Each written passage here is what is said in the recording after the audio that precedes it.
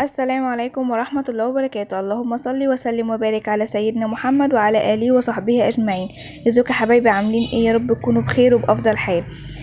أنا أم إياد، قناة يوميات أم إياد وشادية. بقدم معاكم روتينات، يوميات، فلوجات، وصفات. أتمنى إن الفيديوهات اللي أنا بقدمها تعجبكم. ولو كنت جديدة معايا في القناة، خديلك لفة كده في القناة وتعالي كده ارجعي معايا. وما تنسنيش في كومنت حلو وفي لايك وشير مع حبايبكم. ويلا مع بعض نبدأ نشوف احنا هنعمل ايه. الروتين ده روتين يوم الاثنين. رحت السوق. انتوا عارفين ان انا عندي سوق كل يوم في حتة اسمها البلد. لكن السوق يوم الاثنين ويوم الجمعة ده بيبقى ناس جاية من بره، بتبقى الاسعار حنينة شوية، وبتبقى كل حاجة موجودة. في اي حاجة انتي عايزاها هتلاقيها. اول حاجه رحت السوق زي ما انتم شايفين معايا كده. جبت حاجه الغسيل. طبعا انا من ساعه ما جيت من عند والدتي من بعد الولاده انا ما نزلتش السوق. دي كان اول مره نزول ليا للسوق، تمام.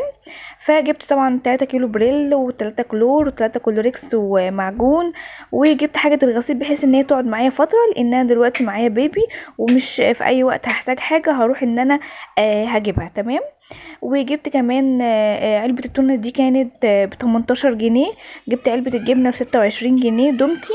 جبت كمان حاجة الغسيل، كيلو البريل ب4 جنيه، وكيلو الكلور ب4 جنيه، وكيلو المعجون. هما 3 كيلو بجيبهم ب10 جنيه، تمام. جبت كمان ايه، جبت تمن طحينة ب12 جنيه ونص، اللي هو الكيس الحبة صغننين دول. جبت كمان البطاطا 2 كيلو وربع ب15 جنيه. جبت 2 كيلو بطاطس ب25 جنيه. جبت كيلو بصل ب20 جنيه. اللهم صل على النبي. جبت كمان كيلو رز ب20 جنيه. ودي الحاجات اللي انا جبتها، الا بقى لو كنت نسيت حاجة، بس هم دول اللي انا جبتهم يعني. بس رحت بقى السوق، جبت بس الحاجات البسيطة دي. قلت همشي نفسي وزق نفسي وابدأ ايه كل فترة كده، واحدة واحدة ابدأ ان انا انزل واجيب ايه طلباتي وابدأ استقر ايه في بيتي. طبعا انتوا زي ما انتوا شايفين انا على قد ما اقدر ان انا واحدة واحدة بجيب الحاجات في بيتي وامشي بيتي. بس حطيت بقى الحاجة بتاعتي ورتبتها وظبطتها. وبعد كده عملت الفطار اللي انتوا شفتوه معايا دوت، طعمية وفول. حمرت برضو قلب بتنجان يعني، وعملت طبق طحينه اللي موجود يعني ايه فطرنا بيه. كنت وديته وقتها اياد الحضانه. وبعد كده جبته طبعا معايا اهو. انا كنت مروقه معاكم الاوضه قبل كده وفرشه المرايتين دول معاكم، بس ما كنتش حاطه حاجه في الارضيه والعيال جابوا المشايه دي وقعدوا وبهدلوا الدنيا. طبعا كنت غاسله، فبدات ان انا ايه اجيب، كنت مطبقه الهدوم. بدات بقى الم هدوم الاولاد واطبقها واحطها في الدولاب زي ما انتم شايفين معايا كده بالشكل ده. عفوا. بس فزي ما انتم شايفين معايا اهو بدات ان انا اطبق. حطيت الهدوم بتاعت اياد في الضرفه بتاعته، ودلوقتي انا بحط الهدوم بتاعت شاديه. دي ضرفه شاديه اللي هي الرف اللي من فوق. طبعا انتوا شايفينها طبعا عامله نوش يعني زي ما انتم شايفين. وانس كمان كنت منيماه على السرير جنبي هنا عشان كان اصلا وقتها بيعيط ومش هكمل والله. كنت عايزه احط يعني، كنت همسح بس معاكم وهفرش بس حته موكيت كده العيال يقعدوا عليها يلعبوا بيها. يلعبوا عليها يعني قصدي. لكن قعد يعيط فوقفت التصوير وكملت بقى ايه بعدين بعد ما سكت يعني. انتوا عارفين البيبات الصغننه. ربنا يرزق الجميع يا رب بالذريه الصالحه ويرزق كل مشتاق، اللهم امين. بدات بقى ان انا اوضب هدوم. مش في حاجه المرتبه دي انا اللي عاملاها على ايدي من ساعه ما كنت حامل في ابن اياد. انا اللي عملتها. فالكسوه بتاعتها عايزه بفك الخياطه كده من الجنب وبطلعها. هي عباره عن سفنج انا اللي مخيطاه في قلب بعضه. وبعد كده عملت القماشه دي وقستها عليه وعملت له كسوه. وبدات ان انا اروح ايه كل فتره بغطيها والكلام ده بنوم عليها العيال الصغير يعني. فانا كنت عايزه اروق شقتي بس والم الدنيا الاول، بعد كده ابدا ان انا اطلعها لانس ابني. وكمان مخده صغننه كده، وقلت ايه ابدا بقى اطلع كيس المخده والحته الصغننه اللي انا بعملها للمرتبه كانها ملايه. يعني عاملين له سرير صغنن كده متنقل بحيث ان انا ايه ممكن اسيبه في يعني على حسب الاولاد في الاوضه، فاسيبه في الصاله، اسيبه في اوضه النوم، يعني على حسب ما يبقاش في مكان واحد بس متعود عليه. بس بعد ما طلعتها بقى قلت ايه لما اجي اغسل. طبعا انا لسه غاسله ولما الهدوم، بس عايزه اقولكم طبعا كالعاده السبب بتاعي مليان. المهم. فروحت بقى قلت ايه هلم الحاجه اللي في الارض كده والم اللعب اللي هم ايه مبهدلينها دي. ودي المشاية اللي هم كانوا حاطينها حته الموكيت يعني وكانوا بيلعبوا عليها. فبدات بقى ان انا الم. في كومنتات كتير بتتبعت لي انت حالة شقتك صعبة، انت ازاي راضية بكده، انت ازاي مش عارفة ايه، انت مش في ايدك في الحاجة على طول. طب انا لو مش في ايدي في الحاجة على طول، امال الروتينات اللي انا بنزلها دي بتنزل لكم عبارة عن ايه؟ ده انا يعني الحاجة بتبقى دمار وبرجع اروقها. بعدين ربنا يرزق كله مشتاق بالذرية الصالحة لما بيكون الأولاد صغيرة وكمان ما بتخرجش ومش متعودة على الشارع، الطاقة بتاعتها بتروح فين؟ أنا لو ابني مثلا مقضي اليوم كله في الشارع، انا هجيب لكم مثال، انا ابني مقضي اليوم كله في الشارع وبنتي مش معاها حد يلعب معاه او يخرب في حاجه، فبتبدا مثلا هتقعد جنبي مثلا في لعبه او لعبتين، انا في المطبخ بتبقى قاعده جنبي، انا في الاوضه دي بتبقى قاعده جنبي، ما هي لوحدها مش معاها حاجه. وابني في الشارع، انا شقتي هتفضل نظيفه، لكن انا عشان ابني انا مش بنزله في الشارع، انا يا جماعه في مكان ارياف، يعني انا المكان اللي انا قاعده فيه مكان ارياف، مش بتنمر ومش بقول لا البيئه دي معرفش فيها ايه والكلام ده وعوجة اللسان، لا والله خالص ابدا. انا اي مكان الحمد لله بعيش فيه، بس يعني كل واحد بيبقى على حسب تربيته ونشأته، فانا في سلبيات كتير في المنطقة اللي انا فيها انا مش عاجباني، وبالتالي مش هقدر ان انا طالما انا معترضة عليها لما بشوف الاولاد وصلوا للمرحلة دي اللي هي اولاد مثلا جيران في الشارع وكده وبيكونوا كبار شوية، فليه انا اخلي ابني يبقى كده؟ ما انا معترضة على اللي انا شايفاه، ليه اخلي ابني يبقى بالطريقة دي؟ يا رب يكونوا فاهميني من غير اي تفسير، بس انتوا ان شاء الله يعني فاهمين. فانا ما مش بنزله الشارع خالص، وفي نفس الوقت انا بيت ابويا في شبرا، فمش جنبي مثلا ان انا اقول روح يا ابني العب مع عيال خالك، عيال خالك جايين العب معاهم، فبتبقى بصراحة الروح والجاي مش على طول، من فترة وجيزة طبعا زي ما انا بقولك كده، انا رايحة عند ماما فهعمل كذا، انا رجعت من عند ماما، فممكن مثلا كل شهر، كل 40 يوم، كل 20 يوم، على حسب ظروفي وظروف اهلي، فبيبقى الحال ده، فبيلعب فين وطلع طاقته فين؟ عندي بيت جده. طب بيت جده مش كل يوم، في نفس الوقت هتقولي لي اهل جوزك فين؟ اهل جوزي طبعا برضو نفس الحوار، مش متواجدين جنبي على طول، كل واحد طبعا مشغول في مصالحه وترتيباته والدنيا اللي احنا فيها والشغل والحال، فانا مش هجبر الناس ان هي تجيلي كل يوم برضو، فكل واحد الله يعينه على اللي هو فيه، فبالتالي خلاص انا اقلمت ان انا واولادي لوحدي، الا طبعا لو في زياره عائليه انا رايحه عند حد او حد جايلي اذا كان من طرف جوزي او من طرف اهلي، فاهميني؟ يا رب تكون فاهميني. فعشان كده الطاقه بتاعتهم هيخرجوها فين؟ هيلعبوا في ايه؟ انا عايزه اقول لكم ان انا شايفين الازايز اللي انا كنت بلمها دي ازايز انا كنت بنشرب بيها، بس اذا مثلا نجيبها من التلاجة وبعد ما يشربوا يبقى فيها بق مثلا، ممكن اكون انا حطاها على ترابيزه او على تسريحه، ممكن اروح واخدها وبعد ما يشربها اسمع انا مثلا وانا في المطبخ او في الاوضه التانية او مشغوله عنه، اسمع صوت الطرقعه بتاع صوت الازازه ان هو بيفعصها هي واخته، هو واخته، فعادي يعني ممكن عندهم فضول يعملوا الحركه دي، ايه اللي هيحصل؟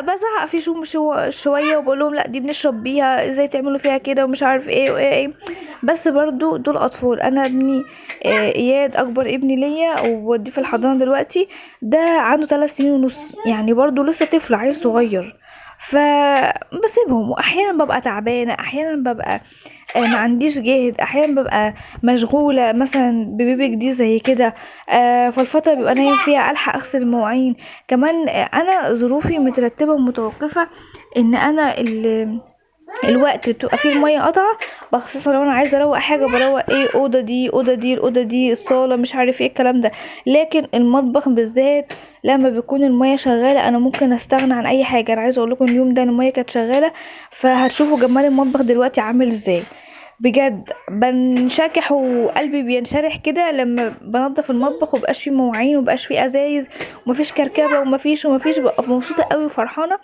لاني انا زي اي ست ببقى حابه ان انا مكاني يبقى نضيف، فعشان بس ظروف المايه اللي انا فيها فبضطر ان دايما يبقى مطبخي مكركب وبضايقني المنظر، بس بحاول ان انا اعدي واتاقلم، وان شاء الله ان شاء الله بعون الله بعون الله ربنا يكرمني ربنا يكرمني واعمل لي طرمبه هتوفر عليا كتير. الطرمبة دي ايه الناس سألتني عليها؟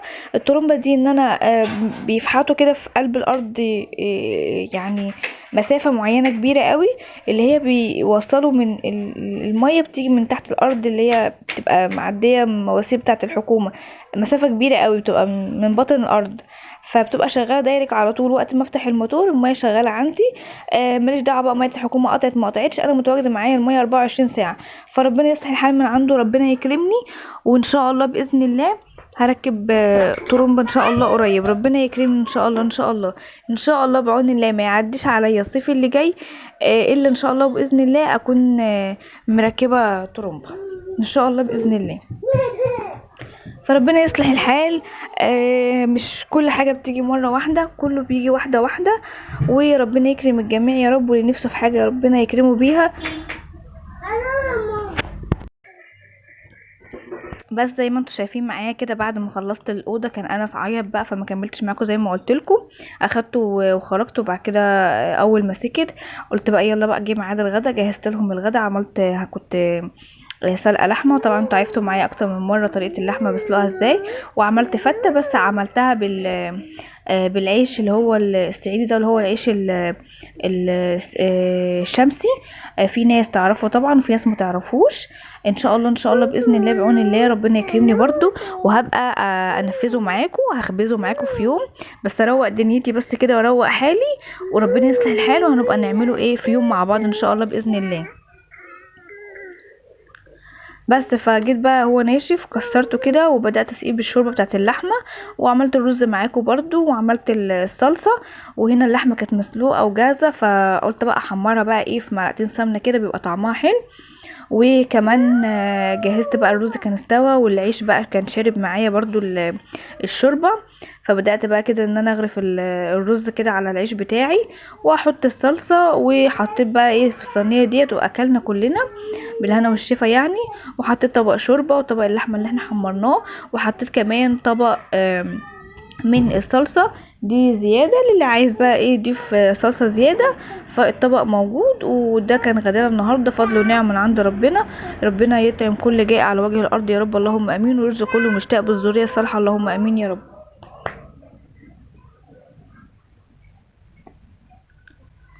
بس وده كان غدانا زي ما قلت لكم. اتمنيتكم معايا. نخش بقى على المطبخ. مش قادره اقول لكم على المنظر عامل ازاي بجد. يعني كان يعني منظر بشع. بس يعني حمدت ربنا من قلبي من قلبي من قلبي من قلبي ان الحمد لله الحمد لله كانت الميه شغاله وروقت. شوفوا بقى الواحده لما تكون الميه شغاله والدنيا رايقه بتعمل ايه؟ ابداع. احنا ستات مش قادره اقول لكم سوبر مامي، احنا سوبر مامي. زي ما انتوا شايفين ده الغدا اهو بصوره معاكم. حاجه بسيطه كده وسهله وفي السريع برضو. واي لقمه والله يعني. عايزه اقول لكم ان ناس كتير ممكن بصراحه في تعليق كده بايخ قال لي انت بخيله، لكن انا مش بخيله والله ما بخيله. لكن بقى انا وجوزي احنا ما شاء الله تبارك الله دلوقتي حاليا بقينا 5 افراد. بس 5 افراد مش كلهم محسوبين من ناحيه الاكل والشرب. يعني انا وجوزي تمام بناكل ونشرب. ابني الكبير برضو وشاديه بنتي تمام لان هما برضو بياكلوا معانا. بنتي عندها 2 سنين، ياد ابني عنده 3 سنين ونص. فاللي هو لا يعني بياكلوا. لكن انس لسه ما يتحسبش ان هو يعني بياكل، ده لسه طفل بيبي يعني بيبي رضيع لسه صغير. المهم دخلت بقى على المطبخ بما اني بقى الميه شغاله، غسلت بقى كوم المواعين اللي انا مكوماه هناك ده. بس طبعا ما حبيتش ان انا اطول عليكم واصوره معاكم اكتر من مره صورنا، والفيديو اللي فات كنا مصورين برضو المواعين. فمش كل مره بقى هقعد اصور لكم المواعين، اصور لكم بقى ميه ومره والميه شغاله وبروق المطبخ. خدت لكم كده ايه جوله سريعه كده في قلب المطبخ بوريكم منظره عامل ازاي. وبعد كده كنت غاسله المواعين والبطاطا اللي انا جايباها حطاها في قلب الحوض وحطيت عليها شويه ميه بس كده بوش. وبعد كده هغسلها واسويها. بس طبعا ايه ده هيجيلكم الفيديو اللي جاي ان شاء الله. المقطع ده هينزل لكم الفيديو اللي جاي باذن الله. تعالى بعد كده بقى ايه كنت فضيت كمان المعجون في الجيركن بتاعه والبريل في الجيركن بتاعه. حطيت شويه بريل بقى وزودت شويه ميه. وجبت بقى تحت الحوض بقى قلت ايه كنت برتبه كده عشان هبدا احط بقى الحاجه وهي مليانه بقى. فطلعت بقى انا حاطه برنيكه كده تحت الحوض وحاطه فيها المنظفات بتاعتي او الجراكن او الحاجات اللي انا حاطه فيها منظفات بمعنى اصح. فطلعتها ورحت كنست وظبطت الانبوبه كده ظبطتها، وجبت بقى المساحه حطيت بس في جردل المسح بتاعي اللي هو كلوريكس على معجون ده، وريحته مش قادره اقول لكم ولا جماله في النظافه. ورحت بقى ايه مسحته، بعد مسحته نضفت حطيت البرنيكه اللي انا بقول لكم عليها دي، وبدات ارجع كل حاجه في مكانها. بعد كده بدات بقى ان انا اشيل الحاجه اللي على الرخامه دي، وابدا بقى اروق عليها واروق على حالها، واحط كل حاجه ايه في اماكنها زي ما انتم شايفين معايا بالشكل ده. طبعا مشغله التليفون كده روتين، انا بتفرج على روتينات برضو زي حالاتكم كده، زي ما انتوا بتتفرجوا على روتين انا كمان بحب اتفرج على روتين، ومتابعه اكتر من حد والله، ان في ناس كتيره قوي محترمه على اليوتيوب وبحبها وبعشقها وبستفاد منها برضو، من معلومات، من طبخه، من وصفه، من حاجه حلوه. فالبني ادم طول ما هو عايش بيتعلم. فانا مشغله روتين كده وشغاله، فانتوا كمان لو انتي قدامك حاجات كده كتير بتعمليها او قدامك مصالح في بيتك هتعمليها، قومي يلا شغلي اي روتين لاي واحده انتي بتحبيها وبتتابعيها، وابداي كده بقى ايه شيلي الكسل وشيلي بقى الخمول اللي بيبقى عندنا فجاه ده، اللي بيجي فجاه وبيمشي فجاه برضو. وابداي بقى ايه نضفي بيتك كده، واول باول ايدك في بيتك هتلاقي المكان نضيف على طول. هنا بقى ايه السبت ده بدل عزكم الله بنحط فيه الزباله، لا انا عملت باسكت صغنن كده عزكم الله للزباله، باخدها اول باول كده وبروح شايلاها. ده بحط فيه بقى اي ازازه بلاستيك انا مش عايزاها، او ادمت، او علبه اتكسرت، او اي حاجه بلاستيك بروح حطها فيه، ولما بيتملى زي ما انتم شايفين كده بجيب كيس كبير وببدا ان انا اعبيه. طب بتعملي بيه ايه؟ ببيعه. بتبيعيه؟ ببيعه. ببيعه. البلاستيك دلوقتي سعره خلاص داخل على 10 جنيه، وكده كده بيترمى يعني، بستفاد بيه بصراحه يعني. ممكن لما ببيعه الكلام ده بجيب بيه مثلا حاجه انا نفسي فيها بحطها في الحصاله. انا عامله حصاله كده يا بنات، بحط فيها اي فضيه، اي جنيهات فضيه، اي رباع، اي نصاص. رحت السوق مثلا ب100 جنيه راجعه ب5 جنيه، اروح كانها ما جاتش، كانها مش موجوده، كانها صرفت، بروح ايه حطها في قلب الحصاله. عايزه اقول لكم ان يعني فادتني كتير. زي ما انتوا شايفين معايا كده انا خلصت ال لميت بقى الحاجه اللي انا بقول لكم عليها ديت، وكنست بقى ومسحت.